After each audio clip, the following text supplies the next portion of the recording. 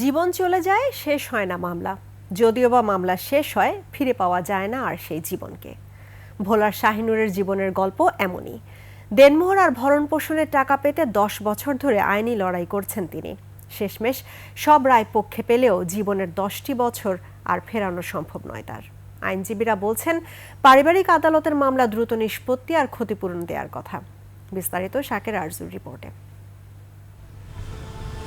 ভোলার শাহিনুর আক্তার 10 বছর আগে কামরুল ইসলাম কাজলকে বিয়ে করেন। কিছুদিন সংসার করার পর শাহিনুরকে বাপের বাড়ি পাঠিয়ে দেয় কাজল।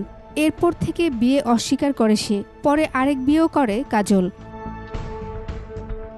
এমন পরিস্থিতিতে ভোলার পারিবারিক আদালতে 2 লাখ টাকার দেনমোহর ও 1,24,000 টাকার ভরণ পোষণ চেয়ে মামলা করে শাহিনুর। আদালত রায় দেন বিয়ে বৈধ এবং ভরণ পোষণের টাকা দিতে হবে। আমি জায়গা জমিন বহুত বেশি করছি। আদালতে ঘুরতে ঘুরতে আইনি লড়াইয়ে শাহিনুরের চলে যায় 10 বছর। হারিয়ে যায় জীবনের সোনালী দিন আর ব্যয় হয় অর্থ। উনি হঠাৎ করে বিবাহ স্বীকার করিয়া বসে বিচার সালিশ করার পরে বাবার কাছে ছিলাম। বাবা 18 সালে মরার পরে কেউ আমরা দেখাশোনা করে না।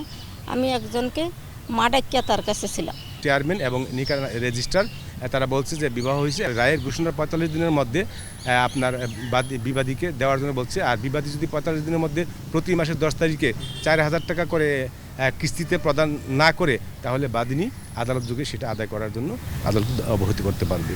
শাহিনুরের এত বছরের দীর্ঘ মামলা পরিচালনা আর আর্থিক ক্ষতির জন্য ক্ষতিপূরণ চাইতে পারেন বলছেন আইনজীবীরা। তিনি যতটুকু ক্ষতিগ্রস্ত হচ্ছেন সেই খরচা দিয়েও কিন্তু আসলে বিবাদীর থেকে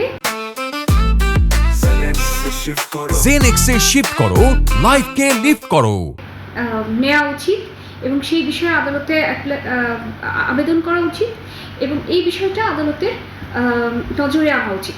এই আদালত গঠনের উদ্দেশ্য ছিল স্বল্প খরচে ও কম সময়ে নারীদের ন্যায্য অধিকার নিশ্চিত করা, কিন্তু বাস্তবে তা হচ্ছে না। এসব আদালতে 72,000 মামলা ঝুলে আছে। সবচেয়ে বড় সমস্যা হচ্ছে বিভিন্ন ধরনের নির্দেশনা থাকলেও 6 মাসের মধ্যে এই মামলাগুলো আসলে ডিসপোজ করা সম্ভব হয় না। পারিবারিক আদালত থেকে আদেশ হলে তার বিরুদ্ধে আপিল করে সংক্ষুব্ধ একটি পক্ষ। এতে বছরের পর বছর সময় ক্ষেপণ হয়।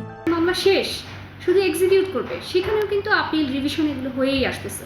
তো যার ফলে যিনি 2 লক্ষ টাকা পাবেন, 3 লক্ষ টাকা পাবেন, আর কোর্টে গিয়ে যদি ওনার 6 লক্ষ টাকা খরচ হয়, তাহলে আসলে এখানে কি অবস্থা থাকছে।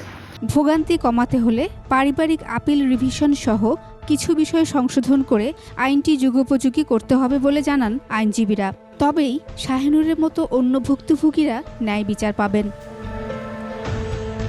শাকেরা আরজু, 21 টেলিভিশন, ঢাকা।